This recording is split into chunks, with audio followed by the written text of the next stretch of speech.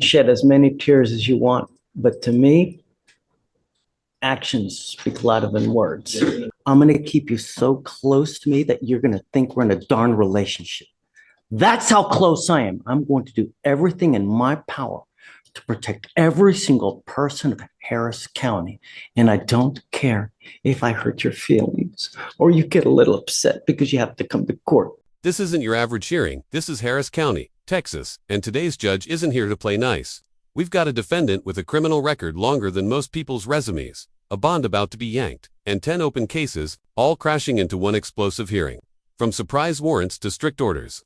Every second counts, and the judge is making it clear. Her courtroom, her rules, no second chances. Mr. White, you will now stand charged with assault of a family member.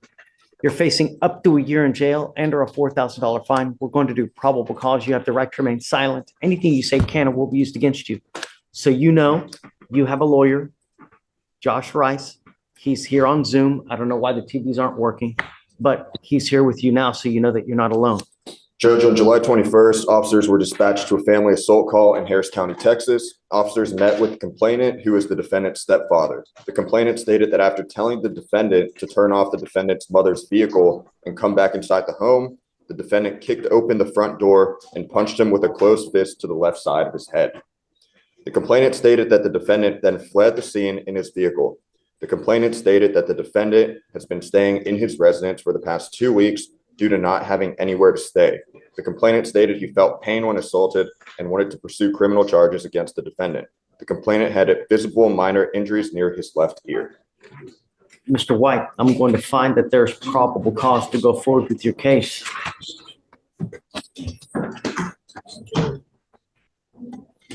I'm entering in what's called a magistrate's order for emergency protection.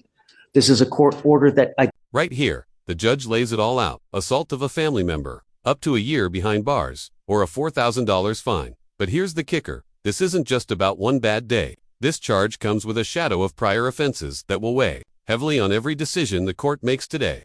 The judge isn't just reading charges, she's setting the tone. Behavior. You cannot be in possession of a weapon or go within 200 feet of where he lives or where he works. Do you understand? Yes, sir. Now, I'm also, as a condition of your bond, ordering you not to consume alcohol or illegal drugs. I'm going to randomly test you. If I find that you're consuming alcohol or dope, likewise, your bond will be revoked.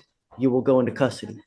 As it stands now, you are on bond for at least 4 to 5 other cases. One of those being an evading arrest here, which is 1,200 days old. This magistrate's order for emergency protection isn't just legal jargon, it's a legally binding wall around the victim. No contact, no weapons, no intimidation, not even through a third party. Violate it, and you're not just in contempt, you're likely headed back to jail, with even bigger problems. These orders are taken very seriously in Texas. With you. This is a hot mess.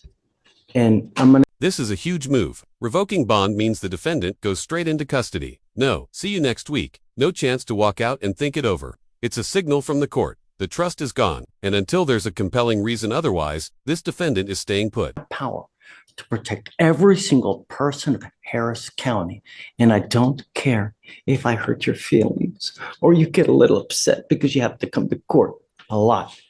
You're going to be coming to me, testing so much, and you're going to be hanging out with me so much that you're going to think it's a career.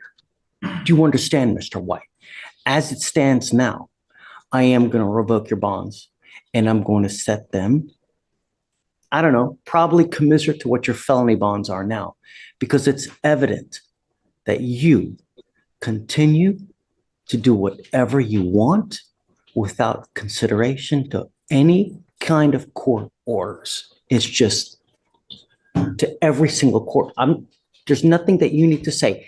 What you say to me now goes in one ear and goes out the other.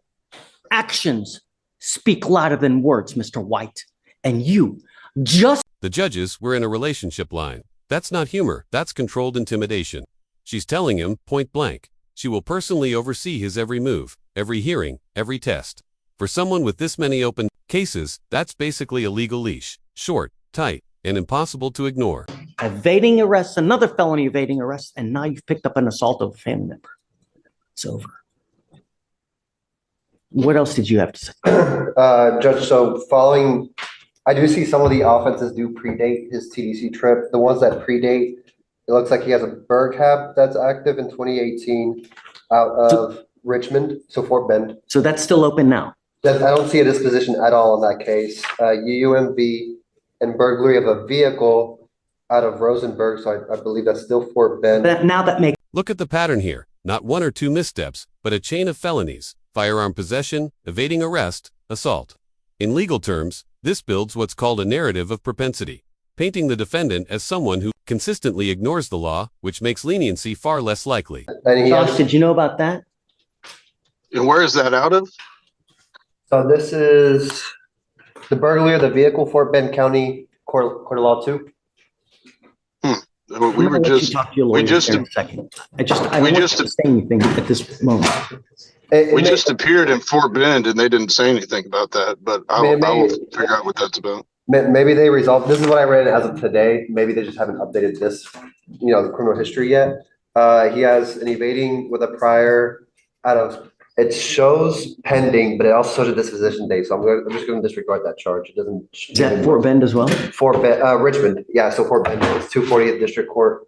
With regards to his open cases, he has tampering, fabricating physical evidence with intent to impair, third-degree felony, Rosenberg, possession of a controlled substance, interference with public duties, and then the Houston cases. Let's see, burglary of a building, Fort Bend again. What we're going to do now, That also shows absconded, but he may have posted those two. I'm going to let you go back. I'm going to let you talk to your lawyer. Before you start saying stuff to me here, I want you to speak to your lawyer. And there it is, a surprise warrant from Fort Bend County. Even if the main case somehow softened, this outstanding warrant is like a legal landmine. Judges hate surprises like this because it signals instability, non-compliance, and frankly, chaos. Before I set a monetary amount, I want you to be able to talk to your lawyer. You guys powwow, and then I'll bring you out, and then we can talk. Sure. Okay? He I'm sorry, go ahead. has 2 cases out of El Campo, and I think another 2 cases out of Victoria. So he has another 2 cases open and elsewhere. So the El Campo cases that I see are evading with the prior, tampering, fabrication, physical evidence with intent to impair. And then the ones out of Victoria, Mandel, controlled substance, PG1B, less than a gram. So third-degree felony there, and then just possession of marijuana. And that's it. That's all I can find. Okay, so Josh, let's go back. I'll have you talk to Mr. White. I'm telling you now that for me, it's going to be in the quintuple digits. Okay? It's just a matter of how much. I mean, being that, I don't know, what did I hear? 8 cases, 10 cases, give or take, something like that. Notice how the judge pauses the whole proceeding to let the lawyer advise him. That's more than just courtesy, it's legal protection. Anything said here could be used later, so giving the defense a moment is the judge's way of making sure this defendant doesn't dig his own legal grave mid-hearing. And then we can bring you out whenever you guys are ready. Josh, the floor is yours. Yes, Judge. I believe that the new family violence case is the result of a physical altercation between his mother and his stepdad that he intervened in. And his stepdad has since agreed to sign a affidavit of non-prosecution. And, just for some context on Mr. White's cases, is I know when you look at it on paper, he's got a lot of past cases, but the majority of them, I believe, are before he went to TDC, and he will either have time served on those, or there's ones where he is falsely accused, so that is why he did not wrap them up before he went to TDC, because he wanted to come back and fight them, such as, I believe, the burglary of habitation in Fort Bend. And so since he's been on my bond and he's been out, he showed up yesterday to the felony court, no problem. He's been working 2 jobs, trying to take care of his family. I believe he has a child. He's expecting a child. And he's, really bending over backwards, as far as I can see, since he's been out, to both keep me paid and take care of his family and keep his jobs.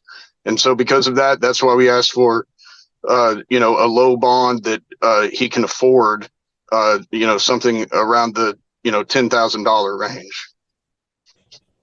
Say, Judge, we're on the assault family member, we're available to 10,000. With regards to the evading, we'll defer to the courts, that's being revoked.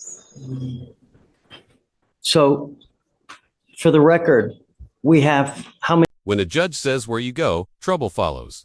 That's more than an observation, it's a declaration that past behavior predicts future risk. It's the kind of statement that justifies high bond amounts and strict conditions, because the court is essentially saying you are a walking legal hazard. And understand, if you have a child, the apple doesn't fall far from the tree. Let me ask you, if you had a child, would you want it to be like you? Okay, then don't. The last thing we need is more trouble in Harris County, because I don't want, watch the news. All we have is death upon destruction, upon theft, upon murder. 10 open cases at once. Let that sink in. In the justice system, even to pending cases can sink your chances for leniency. 10. That's a tidal wave of legal exposure, each one able to affect the other. One guilty verdict could tip the dominoes on all the rest. Shed as many tears as you want, but to me, actions speak louder than words. And it just,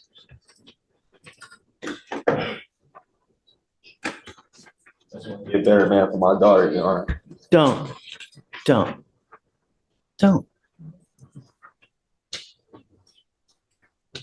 You got to take care of yourself first before you can take care of other people. You can't even take care of yourself. How are you going to take care of someone else?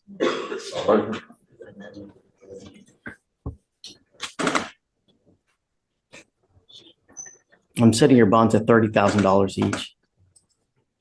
I'm ordering you. Here, the judge gets personal, linking his criminal history to potential parenting. That's a rhetorical strategy aimed at hitting him where it hurts: legacy and family. It's not about shaming, it's about forcing self-reflection in real time. At 7 p.m. to 7 a.m. You must have a curfew. And I'm going to put a GPS monitor on you. And I'm going to tell you now, if I find that you violate these conditions, because from what I understand, your family has a whole host of money. So it's not going to be a problem to get you out. It's probably just a matter of hours. But I'm going to tell you now, you violate these conditions again, I'm going to triple, if not quadruple, all these bonds. Do you understand? Sure. No weapons. And what I'm going to have you do is I'm going to have you sign an affidavit with me. Promise me you're not going to have a weapon and that you're not to use drugs or alcohol. And if I find that you do, I will have a Setting bonds at $30,000 each with curfew and GPS monitoring is no small thing. It's restrictive enough to feel like partial house arrest, but just high enough to make posting bail a real challenge, even with family support. times a week to prove to me that you're not consuming alcohol or any kind of dope. And if I find that you do, likewise, you will go to jail and I will triple, if not quadruple your bonds, if not quintuple. Do you understand? Sure. With 10 open cases, I'm going to have you come here so much. This is the court's version of one strike and you're out. No drugs, no alcohol, no weapons, and every violation stacks extra jail time and fines. The GPS and twice-weekly check-ins mean that if he slips, they'll know instantly. It's not trust, it's surveillance. To protect Houston. Mr. White, this is an affidavit. No weapons, no dope, no alcohol, no contact with the complaining witness. You violate this, I will have a hearing, and you're looking at 6 months every single time. When the judge says you're going to think it's a career, she's telling him that court will become his second home until every single case is resolved. It's a subtle reminder. The more you violate, the longer you stay chained to this courtroom.